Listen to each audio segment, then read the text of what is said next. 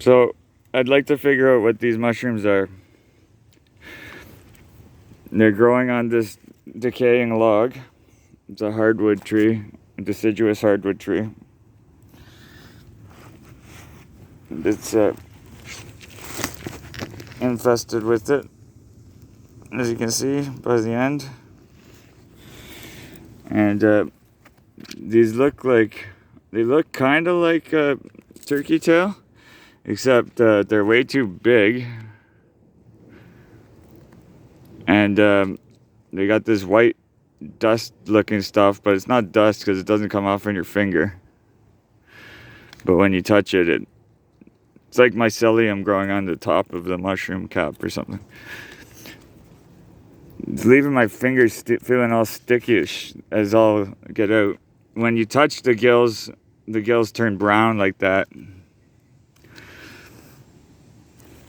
The gills do look like turkey tail gills somewhat as well, but you know.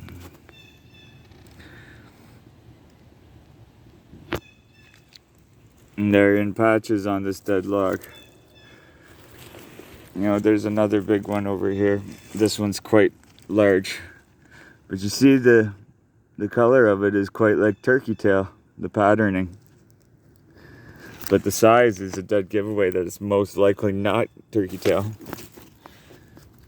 It's probably something else. The smaller ones might be, I'm not sure.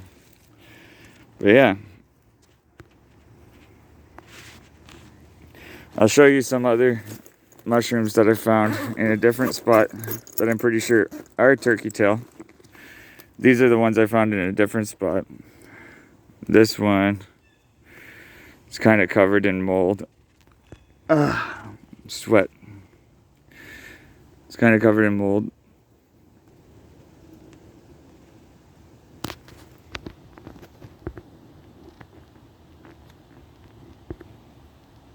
These might be the same thing as these, actually.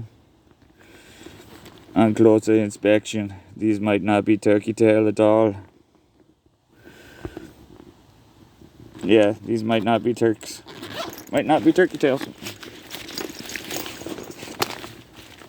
I wish there was more people on YouTube that were into mushroom hunting, wild mushroom hunting, because we could help each other identify these types of things. We could help differentiate between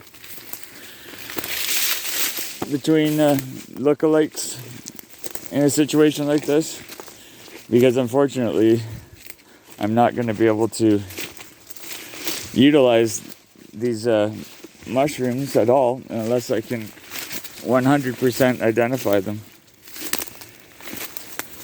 and that's kind of a shame, because this patch of woods that I'm in right now is completely filled with these things.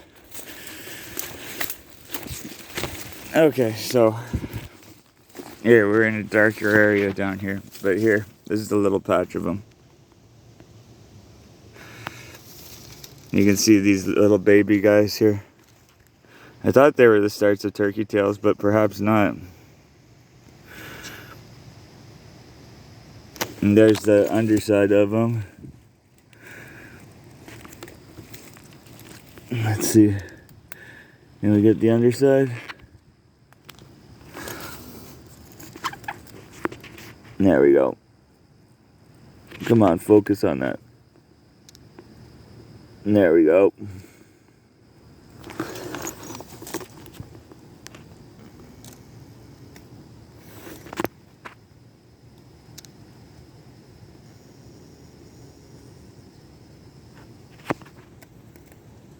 Okay.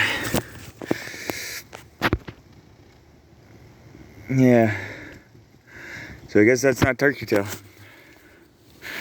Alright. So, shall we travel on?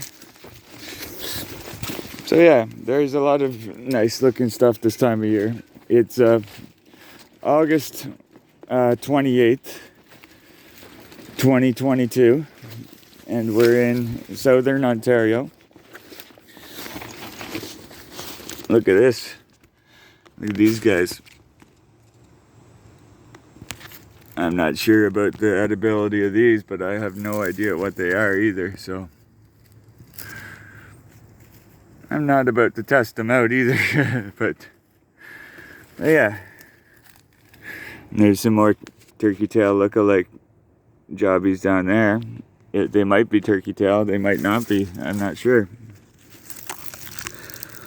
I found a bunch in this same forest last year that I was 100% certain that they were turkey tail. And I even ate some and had no issues. Of course, the first couple that I ate very small portions, very, very small portions. Waited it out. And when I had no reactions, I ate a little bit more. And when I say that I ate some very small portions, look at that. Okay, so that's why I don't think it's turkey tail, because look at how it's fruiting. Okay, so that's very weird. So you've got that little bit of a shelf polypore. See that little shelf right there? But then you have gill all through you. That does not look like the way that turkey tail grows from what I've seen before. So yeah, that's weird. But yeah, at the beginning of this year, I took this log here, this big log that had been cut down, and behind it I stuffed all of these little logs in here, all the way along it, in hopes that it would make this little microclimate that was good for mushroom growth. And certainly it has been. It's been a prolific spot for mushroom growth. So I'm on the right track as far as providing spots for different fungi to do very well. As I've got like 3 or 4 different fruiting fungi right at this moment, right now, all together. So, and even my goal was to inoculate this big log with a bunch of different species, hopefully with a bunch of turkey tail as well. And that seems to be happening, which is good, because this log was cut down this year, so I wanted to get it inoculated with a bunch of fruiting fungi as quickly as possible.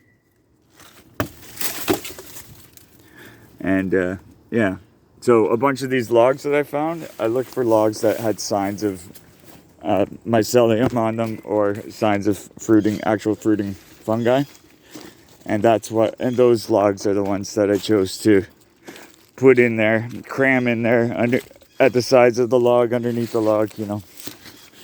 Unfortunately, we got people drinking back here and leaving their cans. Yeah.